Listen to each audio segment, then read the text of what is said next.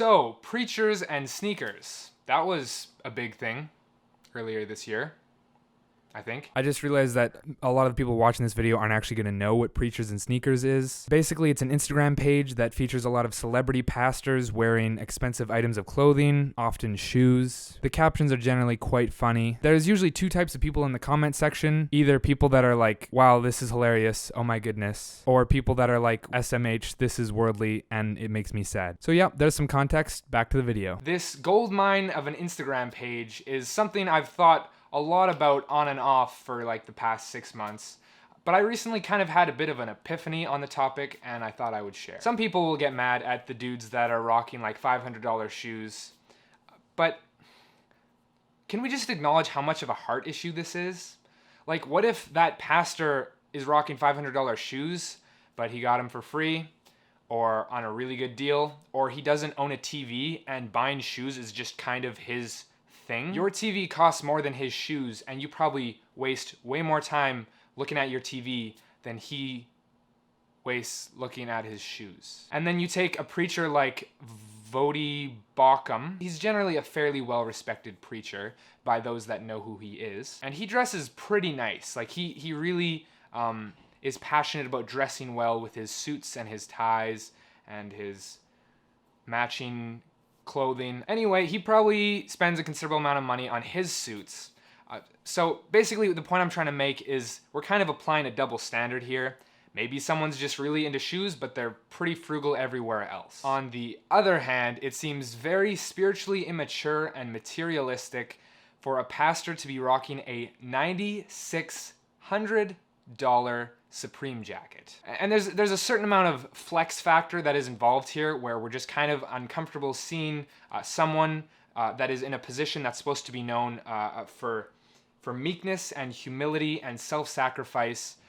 For somebody to be in that position and wearing expensive brands just makes us uncomfortable. And I don't think that uncomfortability is necessarily wrong. Anyways, today I had a recent experience that kind of changed the thing I focus on when I tackle this subject. Today I met one of the world's foremost Greek and New Testament scholars. He had a very gospel-centered approach in the way he lived his life, and it was just super inspiring. Basically, he takes his seminary salary, which is smaller than you'd think, and he budgets it so that on his holidays and various times throughout the year, he can fly to various countries and teach the local pastors there Greek. He kind of uses a tent-making principle where he doesn't necessarily just automatically ask for everyone's support, but he's very thrifty with how he spends his money. He tries to be very wise in that, and then he sets that money aside and he doesn't have to be a burden to people. Many of you may know that the Apostle Paul in the New Testament had a very similar approach where, especially with certain churches, he didn't want to burden them financially and he wanted to show them that he wasn't in this for the money, he was in this because he loved them. So he would grind it out doing ministry and grind it out making tents to support himself for a living. Basically worked himself like crazy. But he did it because he loved Jesus and he loved the people he was ministering to. But this scholar does it so he can help fulfill the Great Commission. Whatever helps.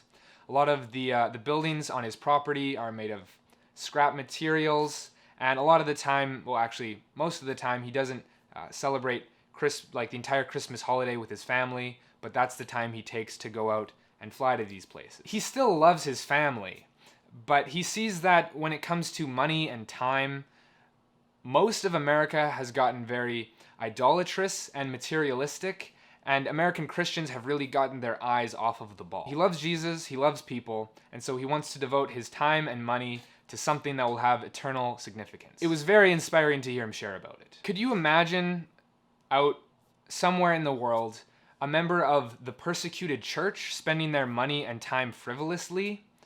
That just kind of doesn't compute in our heads.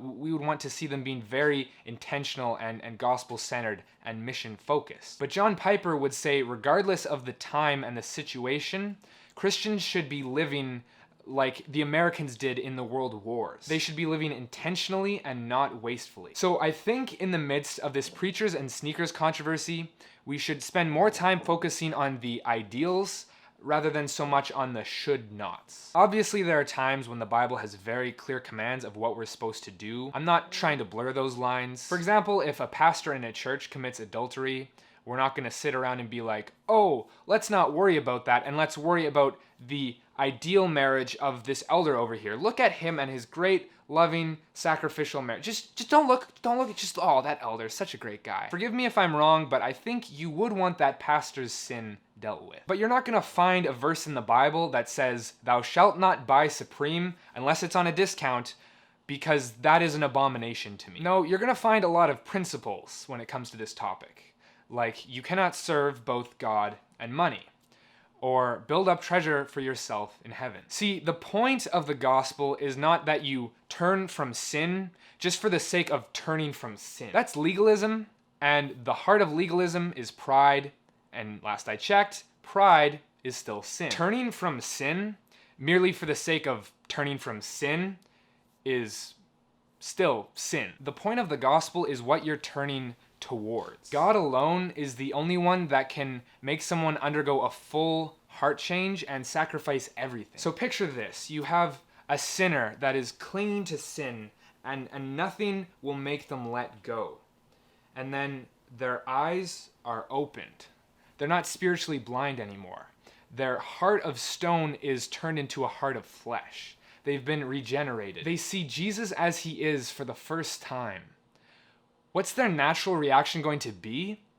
They're going to drop everything that they held once before and grab onto Jesus' hands. The principle of letting go and turning to Jesus is obviously the core of the gospel, but it's also the core of the everyday Christian life. While Preachers and Sneakers does raise some good questions about what it means to be above reproach when you're in the office of a pastor, I'm going to present to you two options, and you're going to tell me which of those inspires you to be completely gospel-centered in how you use your money. Option one is reading a comment section where a bunch of Christians are griping about the actual versus listed price of Judah Smith's Gucci belt, and where the people in the comment section are devising a hypothetical clothing spending limit for someone that they'll never meet. Or seeing an established world-class scholar with dozens of books in print pinching pennies and foregoing holidays so that they can spend the remaining years of their life helping to fulfill the Great Commission. God is beyond gracious to a people that never deserve him, even at their best. He is infinitely worthy of our time and our money. The top comment from the last video is by Chase Giles, who said, Kanye being the new Kanye is epic, and Kanye being Kanye is what God calls us to be. Not non-Kanye, but Kanye. He made us to live as he called us to, not a non-Kanye way, as Kanye is the only Kanye way to live. After reading that comment, words themselves have lost all meaning for me. But anyway, remember that the top comment from this video will also be featured in the next video. Have a blessed week.